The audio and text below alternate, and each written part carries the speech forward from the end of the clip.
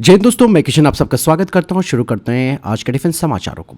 दोस्तों, अब ये बात साफ हो चुकी है कि भारतीय वायुसेना के पास मैच्योर मिसाइलें हैं। ऐसा मैं क्यों कह रहा हूं, इसके बारे में मैं आगे बताता हूं। दरअसल आप में से कई लोग ऑपरेशन सिंदूर के बाद यही पूछ रहे थे कि इंडियन एयरफोर्स के राफेल फाइटर जेट में मैच्योर मिसाइलें क्यों नहीं दिखी। सोशल मीडिया पर कई चर्चाएं चली, कुछ ने कहा शायद भारत को मिसाइलें मिली ही नहीं। लेकिन दोस्तों, सिपरी का डेटा ये बात साफ कर देता है, जिसमें कहा गया है कि भारत ने फ्रांस की कंपनी MBDA से लगभग 200 मिसाइलें खरीदी थी, जो कि राफेल डील का हिस्सा थी। 2020 में भारत को 20 मिसाइलें मिली थी, 2021 में 90 और मिसाइलें मिली, जिससे की संख्या 110 के आसपास हो गई, और 2022 में भारतीय वायुसेना को 90 मिसाइलें मिली। अब दोस्तों 2022 तक भारत को भी ये मैच्योर मिसाइलें मिल चुकी है, और अभी रिसेंटली और भी ऑर्डर दिया जा रहा है। मैंने आपको डिफेंस अपडेट में बताया था। लेकिन दोस्तों, यहाँ पर मैच्योर मिसाइल भारतीय वायुसेना के लिए काफी खास भी है। रीजन है कि ये दुनिया की सबसे advance beyond visual range air to air missile है। इसकी रेंज 200 किलोमीटर के आसपास है, और इसका रामजेट इंजन इसे काफी तेज और सटीक बनाता है। और एक बार टारगेट लॉक हो जाए तो फिर दुश्मन को बचने का मौका नहीं मिलेगा। अब सवाल यह आता है कि भैया ऑपरेशन सिंदूर में भारत ने इसका इस्तेमाल क्यों नहीं किया। ऐसे में डिफेंस एक्सपर्ट्स भी कहते हैं कि दोस्तों, मैच्योर जैसी महंगी मिसाइलें हर मिशन में इस्तेमाल नहीं की जा सकती। इनका इस्तेमाल सिर्फ और सिर्फ बड़े संघर्ष में किया जाता है, यानी कि एस्केलेशन स्टेज में। खुद एयरफोर्स के एक अधिकारी ने बताया कि मैच्योर जैसे हथियारों को रिजर्व में रखा जाता है, क्योंकि ये स्ट्रैटेजिक हथियार है, केवल दिखाने के लिए नहीं। इंडियन एयरफोर्स ने इस मिशन में अपने माइका और अस्त्र मिसाइल का इस्तेमाल किया। अब ऐसे में सवाल ये भी आता है कि भाई मैच्योर मिसाइलों की तस्वीरें राफेल में अभी तक क्यों नहीं दिखी। दरअसल दोस्तों, मैच्योर मिसाइलों की लोडिंग और हैंडलिंग पूरी तरीके से क्लासिफाइड होती है। अंबाला और हासीमारा बेस पर इन्हें क्लाइमेट कंट्रोल बंकरों में रखा गया। सिपरी का डेटा बताता है कि सभी मैच्योर, स्कैल्प और हैमर मिसाइलें भारत को मिल चुकी है, और डासो ने खुद 2023 में कहा था कि Indian Rafales are fully weaponised. अब ये बात साफ हो जाती है कि भारत के पास मैच्योर मिसाइलें हैं और पूरी तरह से ऑपरेशनल है, और सही समय आने पर इंडियन एयरफोर्स के राफेल उन्हें ही बड़े हमले में इस्तेमाल करेंगे। वहीं दोस्तों, भारतीय नौसेना अब दुनिया की सबसे ताकतवर नौसेनाओं में शामिल होने की तैयारी कर रही है। भारत की नई S5 क्लास न्यूक्लियर पनडुब्बियां यानी कि SSBNs अब अपने साथ K5 और K6 जैसी बेहद घातक मिसाइलें रखने जा रही है। ये भारत की अब तक की सबसे बड़ी और एडवांस परमाणु पनडुब्बी होगी, जिसका वजन करीबन 13,500 टन का होगा। इसमें 16 मिसाइल ट्यूब होंगे, जिससे ये एक साथ कई परमाणु मिसाइलें दाग सकते। और खास बात यह है कि ये पानी के अंदर 90 दिन से ज्यादा तक रह सकती है, वो भी बिना सतह पर आए। अब बात करते हैं इसकी मिसाइलों की, जिसमें कि K5 जिसकी रेंज करीबन 5,000 किलोमीटर है, और K6 की रेंज है 6,000 किलोमीटर से ज्यादा। और इसकी सबसे बड़ी बात यह है कि यह मिसाइल MIRV टेक्नोलॉजी से लैस है, यानी कि एक ही मिसाइल कई अलग अलग निशानों पर एक साथ वार कर सकती है। मतलब दुश्मनों के लिए इसे रोक पाना लगभग नामुमकिन हो जाएगा। इवन DRDO अब K7 और K8 मिसाइलों पर भी काम कर रहा है, जिनकी रेंज 10,000 से 12,000 किलोमीटर तक मानी जा रही है। इनमें हाइपरसोनिक और ग्लाइड बूस्ट टेक्नोलॉजी होगी, जिससे कि मिसाइलें दुश्मन की एंटी डिफेंस मिसाइलों को भी धोखा दे सकती है। इससे भारत की सी बेस्ड न्यूक्लियर डिफेंस यानी कि समुद्र के नीचे जवाब देने की क्षमता मजबूत हो जाएगी। अब भारत जरूरत पड़ने पर किसी भी देश तक अपनी मिसाइलें पहुंचा सकता है, और यही है असली सेकेंड स्ट्राइक पावर। S5 पनडुब्बी का पहला मॉडल 2036 तक तैयार हो जाएगा, और तब तक K5 और K6 मिसाइलें भी ऑपरेशनल हो जाएंगी। भारत का ये प्रोजेक्ट दिखाता है कि अब हमारा देश सिर्फ आत्मनिर्भर नहीं, बल्कि ग्लोबल लेवल पर भी बड़ी न्यूक्लियर पावर बनता जा रहा है। दोस्तों, ब्रह्मोस मिसाइल को लेकर भी एक नई अपडेट सामने आ रही है। दरअसल ब्रह्मोस मिसाइल को लेकर भी एक नया प्लान बन रहा है, और हाल ही में ऑपरेशन सिंदूर की सफलता के बाद इंडियन एयरफोर्स और DRDO ब्रह्मोस की रेंज 450 किलोमीटर से बढ़ाकर 800 किलोमीटर करने पर काम कर रहे हैं। ये इसलिए भी जरूरी है क्योंकि इससे दूर से ही भारत दुश्मनों के बड़े एयरबेस और महत्वपूर्ण ठिकानों पर हमला कर सकता है।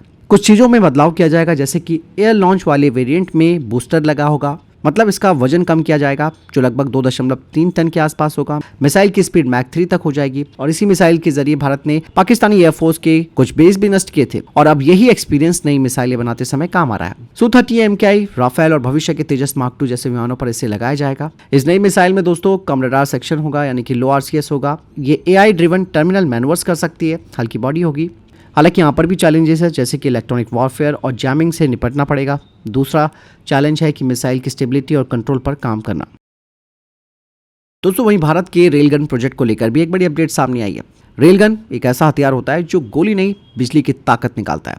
इसमें बारूद नहीं लगता, बल्कि करोड़ों वोल्ट की बिजली से एक प्रोजेक्टाइल को मैक 7 से 8 की स्पीड से छोड़ा जाता है। कहा ही जा रहा है कि DRDO की ARD इस प्रोजेक्ट पर काम कर रही है। इसे इंडियन नेवी के साथ मिलकर तैयार किया जा रहा है, ताकि आने वाले वक्त में भविष्य के जंगी पोतों पर इसे लगाया जा सके। इस प्रोजेक्ट पर कितना काम हुआ है, इसके बारे में भी अगर मैं बताऊं तो अभी केवल छोटे मॉडल के टेस्ट सफल रहे हैं। DRDO ने इसे एरो इंडिया 2025 में भी दिखाया था, स्पेशली मैंने इसका वीडियो भी बनाया हुआ है, आप देख सकते हैं। रक्षा मंत्री राजनाथ सिंह ने इसका डेमो भी देखा है, और अब ये प्रोजेक्ट फुल फंडिंग अप्रूवल के काफी करीब है। लगभग 250 करोड़ रुपए की लागत से इसे मेक 1 कैटेगरी के तहत मंजूरी मिलने की उम्मीद है। 70% लागत सरकार देगी, बाकी DRDO और इंडस्ट्री की साझेदारी से आएगी। इसकी टेक्नोलॉजी की बात की जाए तो इसमें इलेक्ट्रोमैग्नेटिक लॉन्च सिस्टम होगा, सुपर कैपेसिटर पावर बैंक होगा, मल्टी लूप रेल डिजाइन होगा, हीट मैनेजमेंट सिस्टम होगा ताकि ये जो रेल गन है वो पिघले नहीं। तो रेंज अभी 100 से 400 किलोमीटर तक बताई जा रही है। इसकी स्पीड होगी मैक्स 7 से 8 के बीच। इसका इस्तेमाल एंटी शिप, एंटी एयर और लैंड अटैक के लिए किया जाएगा और ये मिसाइल से सस्ता, तेज और बार बार इस्तेमाल होने वाला सिस्टम है। भविष्य में इसे भारतीय नौसेना के प्रोजेक्ट 18 डिस्ट्रॉयर्स में लगाया जाएगा, एयरक्राफ्ट कैरियर्स में लगाया जाएगा और जमीन पर मोबाइल प्लेटफॉर्म्स पर भी इसे लगाया जा सकता है। इस वक्त दोस्तों अमेरिका, चाइना और जापान पहले से रेलगन प्रोजेक्ट पर काम कर रहे हैं। जापान ने भी हाल ही में इसका समुद्री टेस्ट भी किया था। भारत भी अब इसी दौर में काफ़ी आगे बढ़ रहा है और अगर फंडिंग मिल गई तो 2028 से 2030 के बीच पहला फुल प्रोटोटाइप टेस्ट इसका हो सकता है। भारत अब ये बात जान चुका है सिर्फ तकनीक को अपनाना नहीं है बल्कि भैया बनाना भी है, वो भी वर्ल्ड लेवल पर। और रेलगन भारत के लिए केवल एक हथियार नहीं है बल्कि भविष्य की दिशा भी है, जहां बिजली बनेगी बारूद से ज्यादा ताकतवर। फिलहाल आपको क्या लगता है कमेंट सेक्शन में लिखकर जरूर बताइएगा। इसके अलावा दोस्तों एक और बड़ी अपडेट आ रही है AMC फाइटर जेट के इंजन को लेकर। दरअसल भारत और फ्रांस की कंपनी साफरान मिलकर फाइटर जेट इंजन बनाने जा रहे हैं। इस प्रोजेक्ट की कीमत लगभग 20,000 करोड़ रुपए बताई गई है और अब ये कैबिनेट कमेटी ऑन सिक्योरिटी की मंजूरी के काफी करीब है। आपको मैंने बताया भी है कि इस इंजन को DRDO और GTRE मिलकर साफरान के साथ तैयार करेंगे। ये 110 से 120 किलोन्यूटन थ्रस्ट जनरेट करेगा। इसमें नई स्टाइल टेक्नोलॉजी और सुपर क्रूज क्षमता होगी। आपको बता दें कि 70% तक टेक्नोलॉजी भारत में बनेगी, जैसे कि कंप्रेसर ब्लेड्स और आफ्टर बर्नर। करंट स्टेटस की बात करूं तो पहले रक्षा मंत्रालय में फाइल क्लियर होगी, फिर जाएगी फाइनेंस मिनिस्ट्री के पास और राष्ट्रीय सुरक्षा परिषद के पास। आखिर में प्रधानमंत्री मोदी की अध्यक्षता वाली CCS की बैठक में इसे अंतिम मंजूरी दी जाएगी। ये प्रोजेक्ट भारत को अपनी खुद की इंजन तकनीक देगा, जो कि अब तक किसी और देश के पास ही थी। वहीं भारतीय सेना, नौसेना और भारतीय वायुसेना ने त्रिशूल नाम के ट्राई सर्विसेज युद्ध अभ्यास को शुरू कर दिया है। यह अभ्यास पश्चिमी सेक्टर में किया जा रहा है, जहां तीनों सेनाएं मिलकर ज्वाइंट ऑपरेशन और इंटरऑपरेबिलिटी को मजबूत कर रही है। एक्साइज त्रिशूल भारत की उस दृढ़ इच्छा को दर्शाता है जिसके तहत देश की सीमाओं की रक्षा के लिए तीनों सेनाएं ज्वाइंटनेस, आत्मनिर्भरता और इनोवेशन की भावना से एकजुट है। और यह एक्साइज इंडियन आर्म फोर्सेज की उस प्रतिबद्धता को दोहराता है जिसके तहत देश टेक इनेबल्ड और फ्यूचर रेडी सेना बना रहा है, जो किसी भी इंटीग्रेटेड मल्टी डोमेन युद्ध में जीत हासिल करने में सक्षम है। दोस्तों इस बार भारत ने नॉर्थ ईस्टर्न रीजन में एक बड़े इंडियन एयरफोर्स एक्सरसाइज के लिए नोटम वार्निंग जारी किया। ये क्षेत्र चीन, भूटान, म्यांमार और बांग्लादेश के बॉर्डर से जुड़ा हुआ है और ये एक्सरसाइज की तारीखें रखी गई है 6 से 20 नवंबर, 4 से 18 दिसंबर और 1 से 15 जनवरी 2026 तक। इन तारीखों पर भारतीय वायुसेना एक्टिव रहेगी और इस दौरान एयर स्पेस आरक्षित रहेगा और ये एक्सरसाइज भारतीय वायुसेना की रेडीनेस और कोऑर्डिनेशन को मजबूत करने के लिए किया जा रहा है। आपको एक चीज मैं बता दूं दोस्तों, पूर्वी सेक्टर में भारत अपनी युद्ध की तैयारियों को मजबूत कर रहा है। बता दें कि एक्सरसाइज पूर्वी प्रचंड प्रहार नवंबर में अरुणाचल प्रदेश के ऊंचे पहाड़ी इलाकों में आयोजित किया जाएगा। इसमें भारतीय थल सेना, नौसेना, वायुसेना एक साथ मिलकर इस एक्सरसाइज में हिस्सा लेंगी और मिशन रेडीनेस का प्रदर्शन करेंगी। पहाड़ों से आसमान तक, नदियों से रणभूमि तक भारतीय त्रिशूल गर्जना करने को तैयार है। यहाँ पर एक बात और मैं बता दूं, जिस तरीके से दोस्तों बांग्लादेश में पाकिस्तान की एक्टिविटी ज्यादा हो गई है, उसे देखते हुए दोस्तों भारत ने इस चीज को भांप लिया है और अपनी ईस्टर्न सेक्टर को मजबूत करने के लिए लगातार वहां पर एक्सरसाइज करने शुरू कर दी है। और लगातार आप देख रहे होंगे पिछले कुछ महीनों से भारत नॉर्थ ईस्ट के इलाकों में लगातार एक्सरसाइजेस कर रहा है, चाहे वो अपने इंटरनेशनल पार्टनर के साथ कर रहा है या फिर भारतीय सेना खुद वहां पर एक्सरसाइजेस कर रही है। तो वो चीजें बताती है कि भारत हर चुनौती के लिए यहाँ पर तैयार है। और अगस्त में भारतीय सेना ने एक्सरसाइज युद्ध कौशल 3.0 अरुणाचल प्रदेश में आयोजित किया था। एक्सरसाइज ड्रोन कवच पूर्वी अरुणाचल प्रदेश में आयोजित किया था। इसके अलावा एक्सरसाइज समन्वय शक्ति 2025 अगस्त में आयोजित किया गया था, जो कि अपर आसाम में किया गया था। तो फोकस पूरा है दोस्तों कि नॉर्थ ईस्टर्न सेक्टर को मजबूत करना, ताकि किसी भी तरीके की अगर गतिविधि होती है पाकिस्तान और बांग्लादेश के द्वारा तो उससे तुरंत निपटा जा सके।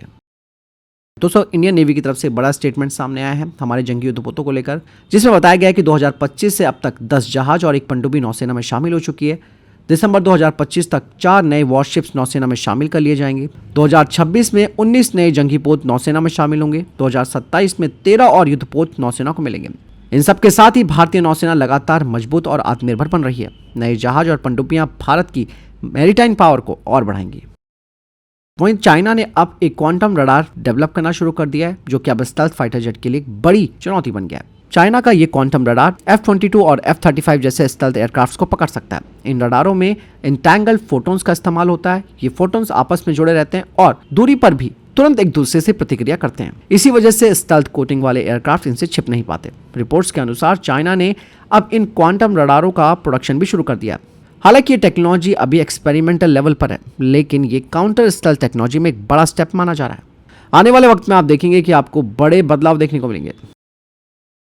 फिलहाल इतने हफ्ते के टॉप डिफेंस अपडेट। वीडियो के सामने कोई प्रश्न जवाब है, आपको कोई सवाल है, कमेंट सेक्शन में लिखकर जरूर पूछ सकते हैं। वीडियो को लाइक और शेयर जरूर कीजिएगा। जय हिंद, वंदे मातरम।